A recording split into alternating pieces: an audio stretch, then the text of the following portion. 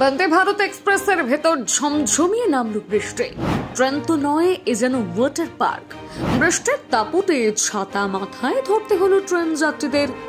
গরমে নতুন অভিজ্ঞতা তৈরি হলো যাত্রীদের। হঠাৎ কি এমন হলো যার জন্য এমন কাণ্ড ঘটল, দেখুন। কখনো ট্রেনের ভেতর বৃষ্টি হতে শুনেছেন? শোনেননি নিশ্চয়ই। তবে এবার সত্যি সত্যি ট্রেনের ভেতর বৃষ্টি নামলো, তাও আবার কিনা বন্দে ভারত এক্সপ্রেসে। ভারতীয় রেলের মধ্যে সবচেয়ে ফার্স্ট ক্লাস ট্রেন হচ্ছে বন্দে ভারত এক্সপ্রেস। অনেকের কাছে এই ট্রেন যেন রাজপক্ষীর মতো।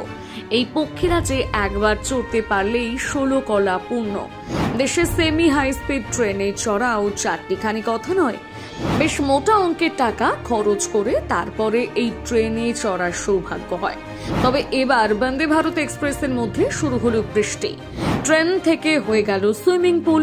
বৃষ্টি মাথায় ছাতা ফুটিয়ে ট্রেনে সফর করতে হলো যাত্রীদের। তবে এমন অবস্থা দেখে ক্ষেপে লাল ট্রেন যাত্রীরা রীতিমতন দোষতে শুরু করে দিয়েছেন রেল কর্তৃপক্ষকে। যারা ভাবছেন ট্রেনের ভেতরে বৃষ্টি হচ্ছে, এমনটা নয়।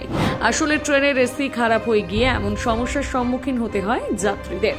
শিলিগুড়ি থেকে হাওড়াগামী বন্দে ভারত এক্সপ্রেসের মধ্যে এসি বিভ্রাট, আর যার জেরে নাকানি চোবানি খেতে হচ্ছে ট্রেন যাত্রীদের। তবে শেষ পর্যন্ত ছাতা মাথায় সিটে বসে থাকতে হয়। সম্প্রতি শিলিগুড়ি থেকে হাওড়া বন্দে ভারত এক্সপ্রেসের C13 কামরায় এসি বিকল হয়ে পড়ে। ওই কামরায় এসি বিকল হয়ে যাওয়ার ফলে সেখানে জল পড়তে শুরু করে। তথ্য সূত্রে জানা যায়, মালদা স্টেশনের পর থেকে এমন ঘটনা ঘটতে শুরু হয়, কিন্তু ধীরে ধীরে জলের গতিবেগ বাড়তে থাকায় শেষ পর্যন্ত কামরার ভেতর ছাতা ফুটিয়ে বসে থাকতে হয়। ঘটনা সূত্রে আরও জানা যায়, ট্রেনটি বোলপুর স্টেশনে ঢুকতেই বিক্ষোভে ফেটে পড়েন যাত্রীরা। অবস্থা বেগতিক দেখে তড়িঘড়ি রেল কর্মীরা এসে জল মুছে অবস্থা কিছুটা হাতের নাগালে আনার চেষ্টা করেন।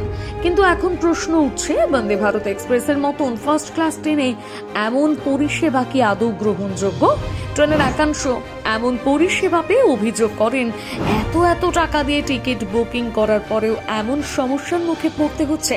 তাহলে সত্যি এরপর থেকে ফার্স্ট ক্লাস ট্রেনে চড়তে গেলে দুবার ভাবতে হবে।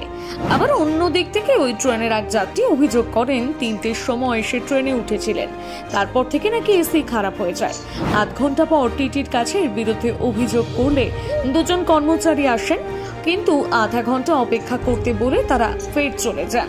এরপর এসি থেকে জল পড়া শুরু হয়।